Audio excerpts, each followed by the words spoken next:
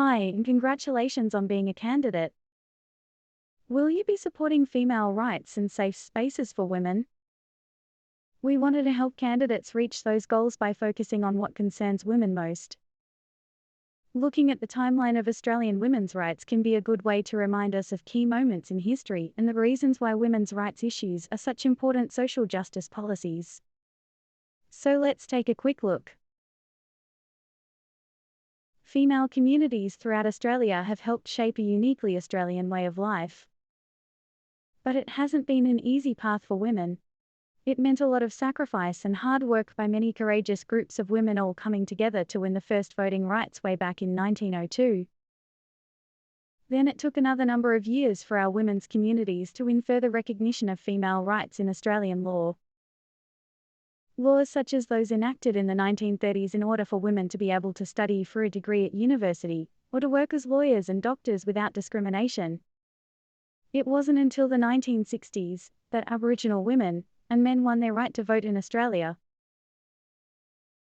Or those enacted during the 1970s finally allowing women to open their own bank account, borrow money for a home loan, or even have credit cards without a male signatory or guarantor. It's hard to understand how women were not even able to get a home loan without their husband or a male relative to sign for them. In the 1980s, women's communities were still fighting for equal pay laws to be enacted, as well as stronger policing laws in order to protect women and their children from domestic violence.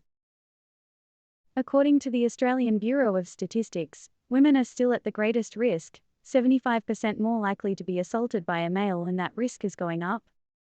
We need more protections, not less. Despite being 50% of our population, the majority of women are feeling like our progress is now going backwards. According to recent polling of different kinds of women's groups across Australia, one of their biggest concerns are to do with the erasing of their biological sex rights and loss of safe spaces. The loss of language to explain the unique needs of safety and privacy for females is also a major concern to us. Our voices are being shut down in fear of being cancelled or worse. Already we are losing our hard-won rights to gather in single-sex spaces. We know from life experience that female-only spaces are essential for female community as well as health and safety reasons.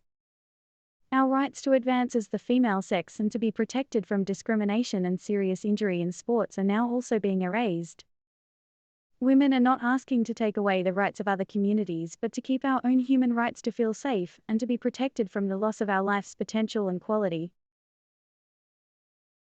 We simply want to ask our current government representatives and electoral candidates to remember that Australian females also have a unique and thriving community.